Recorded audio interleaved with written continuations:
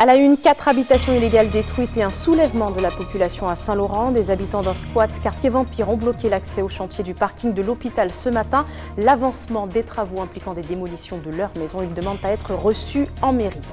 Pas de grande victoire pour Sylvain Lemki au sortir des négociations avec France Domaine cet après-midi. Sa demande de renouvellement du bail d'un terrain exploité depuis 30 ans par sa famille a été de nouveau rejetée.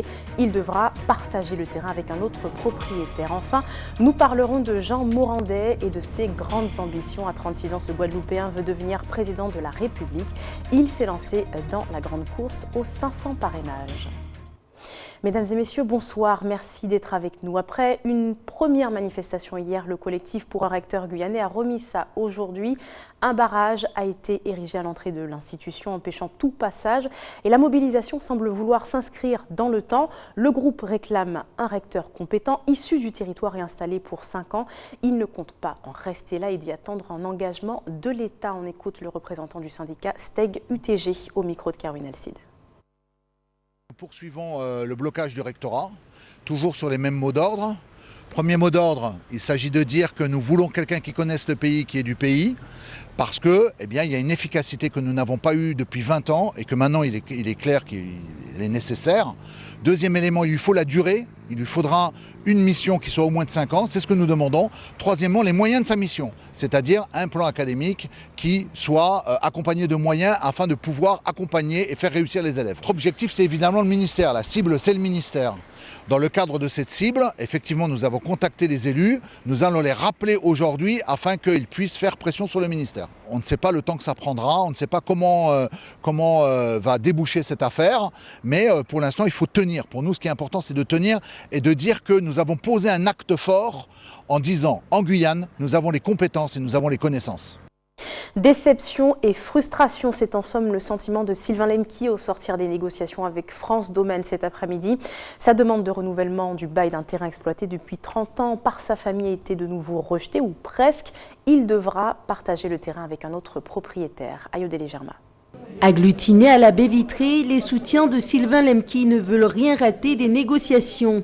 Pendant 1h30, le débat semble tendu. L'ancien président de la Chambre des métiers est accueilli par les vivas de son comité de soutien. Lui se dit déçu de l'issue des négociations. C'est sûr que je sors un peu frustré et déçu, puisque nous étions tous partis pour qu'on puisse avoir une réponse définitive sur ce dossier.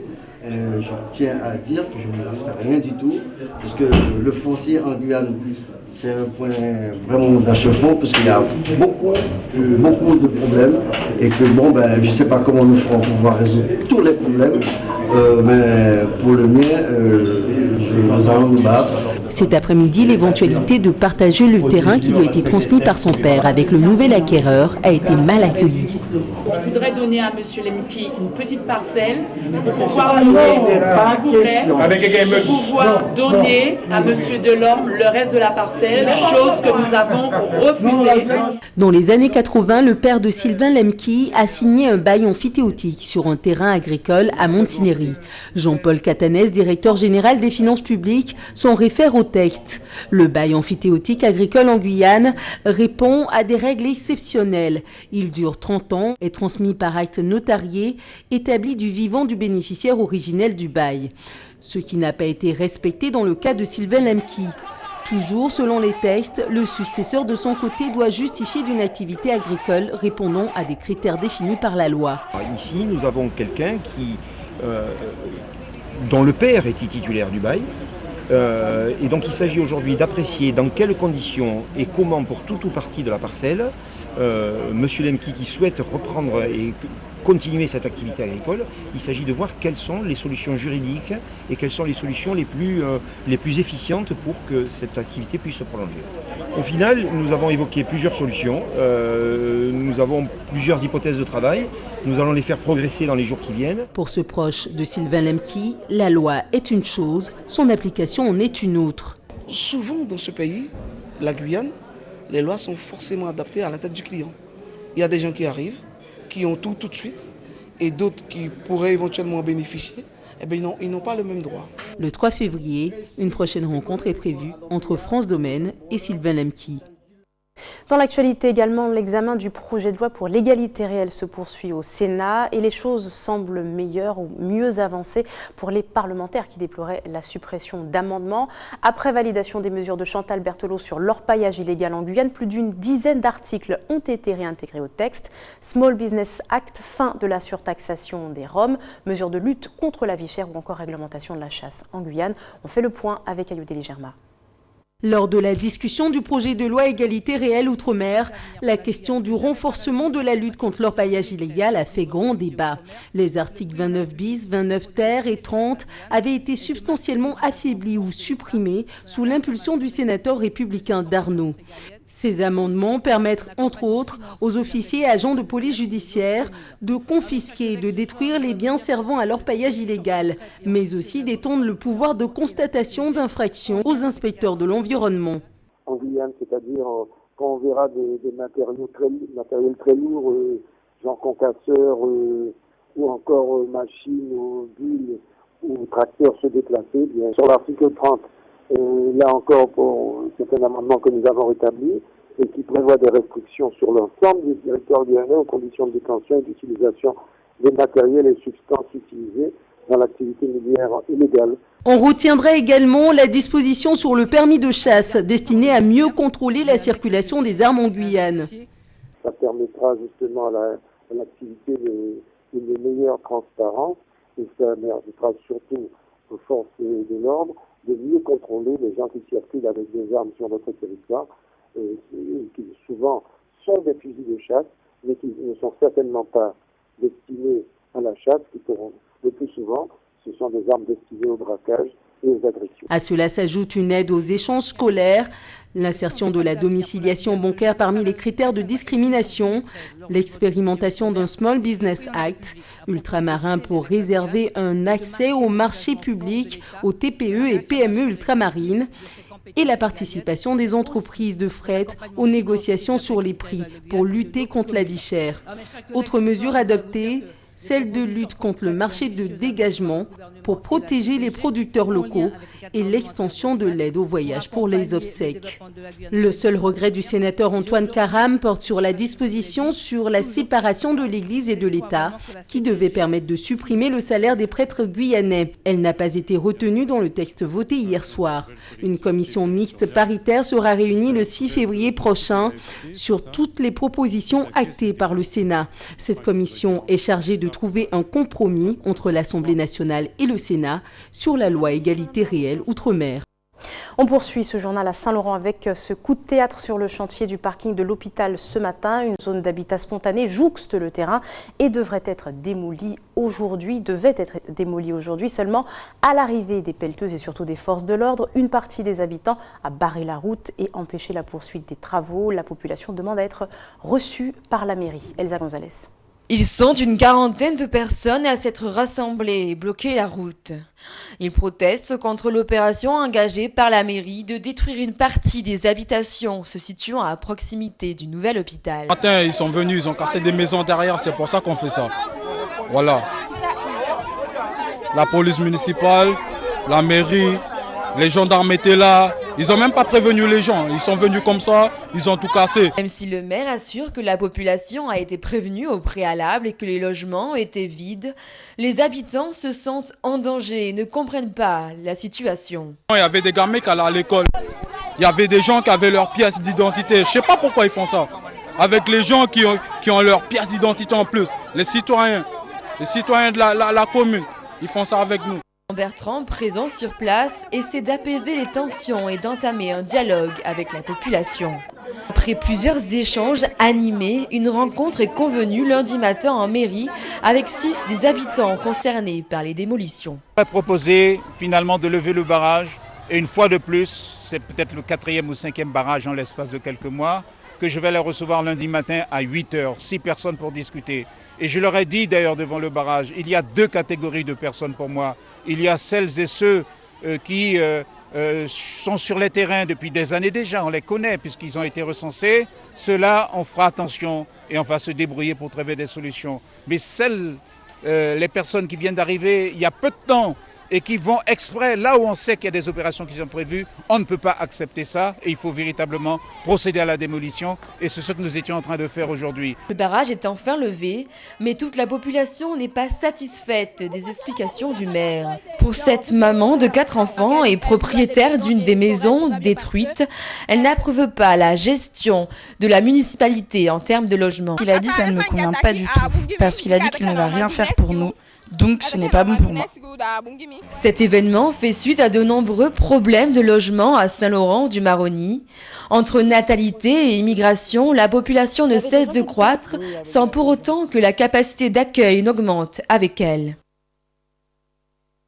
On poursuit ce journal avec notre invitée ce soir, Marie-Laure Finéra-Hort. Bonsoir. Bonsoir. Merci d'avoir accepté notre invitation. Vous êtes là ce soir pour nous parler notamment du couvre-feu à Cayenne. Il a donc été mis en place pour les mineurs de moins de 16 ans sur la commune, sur la période du carnaval. Tout à fait. Au départ, il était quand même question d'une mesure permanente, impliquant une sanction pour les parents. En fait, la loi ne permettait pas ce premier projet. Tout à fait, voilà. C'est la raison pour laquelle nous mettons en place une expérimentation sur la période du carnaval, puisque nous savons que durant l'année, il y a 2 périodes qui nous posent problème, c'est le carnaval et la période des grandes vacances. Donc nous commençons, puisque nous sommes en pleine période de carnaval, et nous allons évaluer, nous allons avoir un bilan ensuite d'ici un mois, je pense. On n'attendra pas la fin du carnaval pour évaluer, puisque nous avons travaillé avec différents partenaires, comme la justice, la police nationale, l'État, et puis aussi les services sociaux de la CTG. Voilà. Donc nous sommes un ensemble de partenaires. Nous ne voulons pas, face à la montée de la violence, de la délinquance, laisser faire. C'est vrai que la sécurité est une compétence régalienne, mais est-ce que moi, le maire de Cayenne, je dois rester passive et observer ce qui se passe autour de moi? Il n'en est pas question. Donc nous avons une piste, nous l'essayons.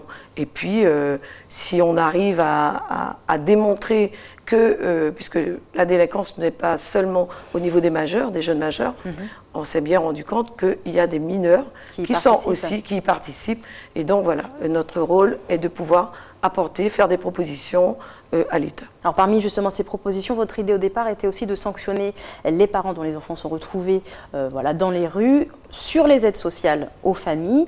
Il y a eu des difficultés au départ quand même avec le directeur de la caisse d'allocation familiale. Au final, cette sanction, est-ce qu'elle interviendra? Alors écoutez, on établit des phasages. On commence de cette manière, donc récupérer le gamin, le mineur qui est dans la rue, qui n'est pas accompagné d'un majeur responsable, on le récupère, on appelle les parents. En cas de récidive, les parents auront droit à une verbalisation du premier groupe, donc de 38 €. Et puis je pense qu'après, on va décliner. On peut pas. Donc pour l'instant, il n'est plus question de. C'est programmé, c'est dans les perspectives. Écoutez, moi je vois bien. Hein. Les parents font des enfants, n'assument pas les responsabilités, ne les éduquent pas. Je rappelle encore une fois que l'école est là pour instruire et que les parents sont là pour éduquer leurs gamins. Et moi, en tant que mère, je ne suis pas là non plus pour éduquer les enfants des autres. Pas de mineurs donc de moins de 16 ans à partir de 22 h dans les rues de Cayenne jusqu'à 5h30. Oui. La mesure est en vigueur depuis déjà le week-end dernier pour lutter contre leur implication, vous le disiez, dans les faits de crimes, dans les actes criminels. Pour le moment, est-ce que vous avez des retours? Alors pour le moment, bien sûr, avec mes services, nous avons fait le point. A priori, depuis dimanche, depuis l'application, il y a des patrouilles et il n'y a eu aucune interpellation. Donc cela veut dire que les parents ont été sensibilisés. Mon service communication est en train de travailler pour pouvoir sortir des dépliants en plusieurs langues, puisqu'on le sait que nous avons une population cosmopolite. Et je pense que les gens commencent à comprendre. Puis je pense que le fait d'avoir parlé des allocations familiales, ça a dû frapper, ça fait peur et je pense que c'est ce qui a fait que les parents réagissent. Alors la mesure, elle peut quand même faire un peu sourire, c'est assez délicat de contrôler tous les jeunes dans la rue et puis comment être certain de vraiment s'en prendre à la bonne personne, même si bien sûr on vérifie les papiers. Et puis surtout pendant cette période du carnaval. Parce que c'est la période propice à la sortie des jeunes. C'est clair, mais bon, on ne baisse pas les bras, il faut qu'on le fasse. C'est sûr qu'il y aura des difficultés, mais pour le moment, j'ai fait un bilan ce matin avec mes patrouilles, il n'y a aucun problème. Alors si on doit prendre un cas, imaginons qu'on interpelle un jeune de moins de 16 ans à partir de 23 h, on va dire à Cayenne, il est interpellé, il est emmené au commissariat, les parents sont appelés. On appelle les parents et ensuite première fois, vous n'allez pas verbaliser. Vous allez faire une leçon, il faudra communiquer avec les parents, leur expliquer qu'un mineur ne doit pas être dans les rues après 22 h. Bon, puis après, s'il y a récidive, on verbalise. Puis après, s'il y a encore récidive, je crois qu'il faut alerter les services sociaux de la CTG. Et nous, commune de Cayenne, nous disposons d'un CDDF, donc un centre de droits et devoirs des familles, pour pouvoir aussi, pareil, communiquer. Moi, je pense qu'il faut de la prévention. Voilà, il faut communiquer d'abord et ensuite, on doit passer. Et lorsque j'avais parlé de la CAF, en fait, c'était pour le après. C'était pour l'après. Mais justement, après le carnaval, qu'est-ce qui va se passer? Est-ce que les jeunes vont simplement pouvoir revenir? Est-ce que vous pensez que ça va pas du tout. On fera une évaluation avec le procureur, avec tous les partenaires. Et puis, si on voit qu'il faut poursuivre, qu'il faut prolonger, on va prolonger. Mais vous savez que c'est un arrêté qui n'est pas pris forcément dans toutes les communes.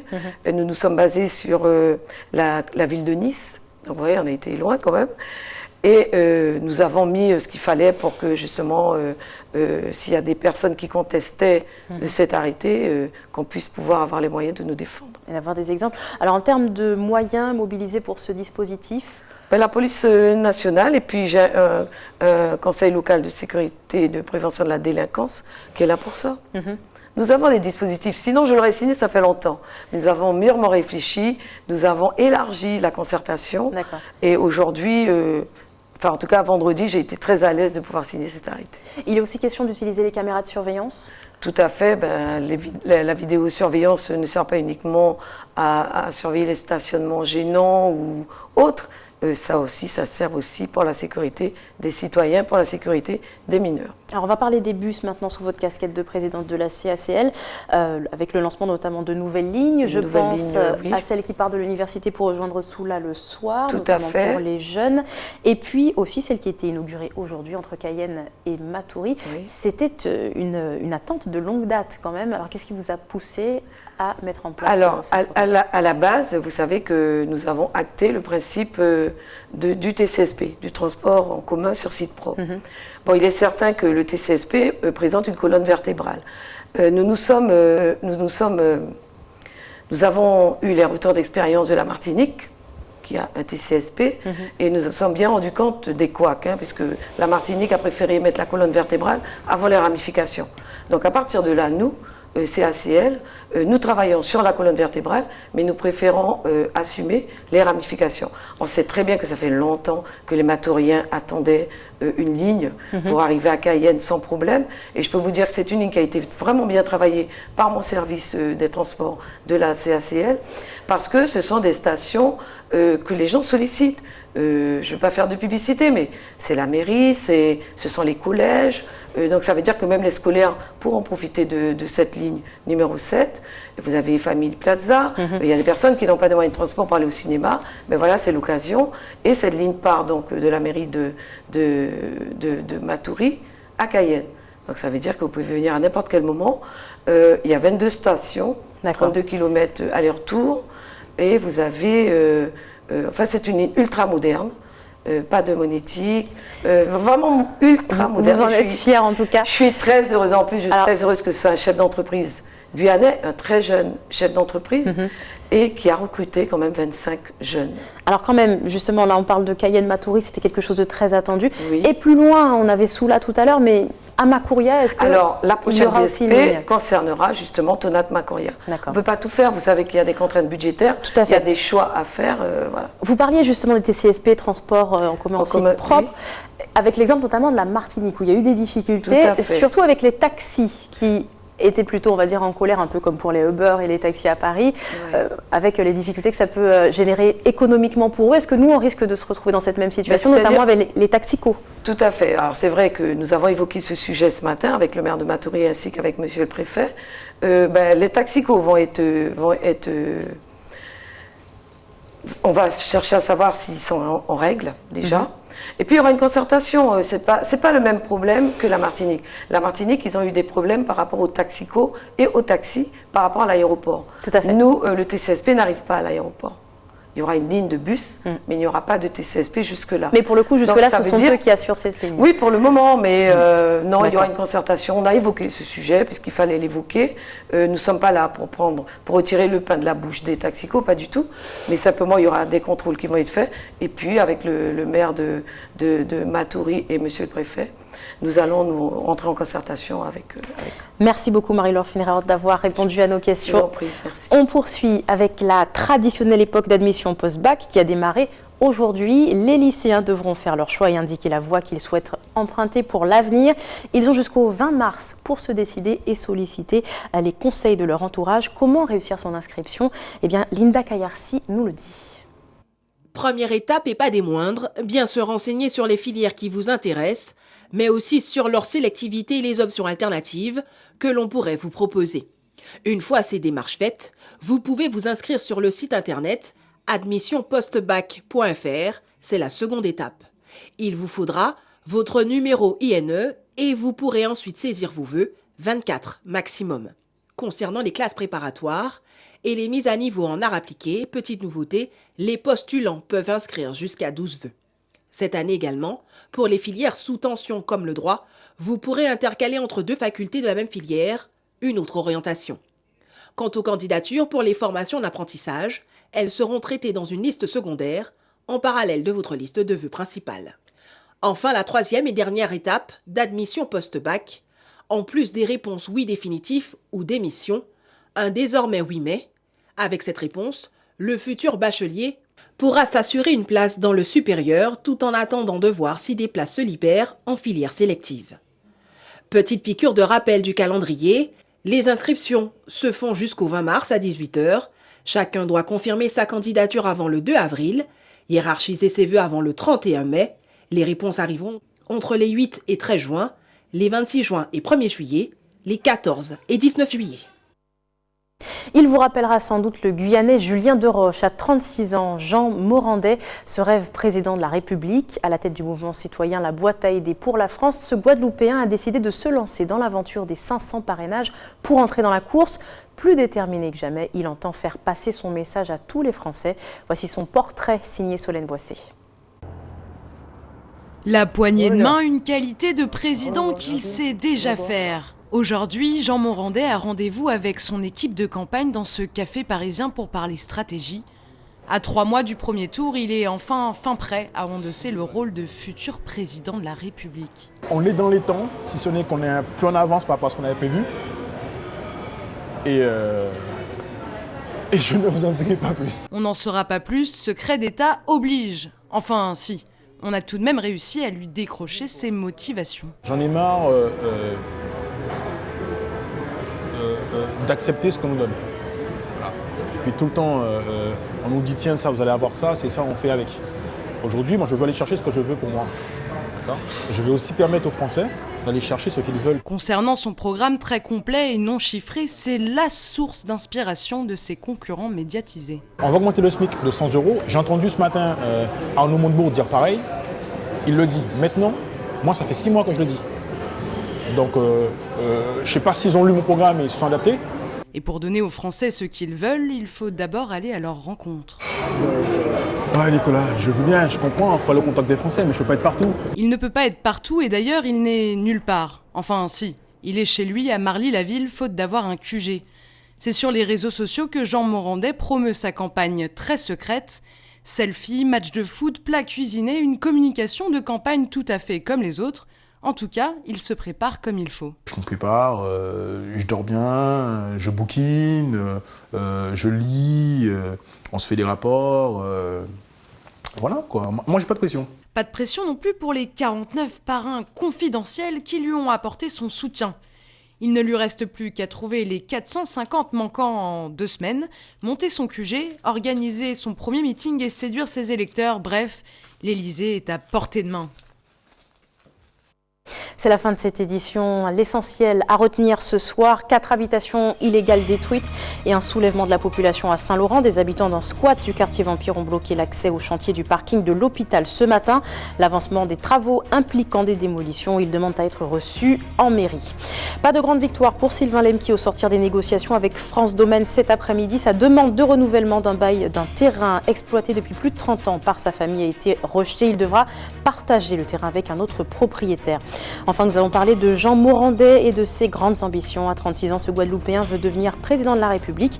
Il s'est lancé dans la course aux 500 parrainages. Objectif en tête, s'adresser à tous les Français. Merci de nous avoir suivis. Ne bougez pas, dans un instant le 20h de TF1, puis vos programmes se poursuivent sur votre antenne à TV Guyane. Très bonne soirée à vous, très bon week-end. Rendez-vous lundi.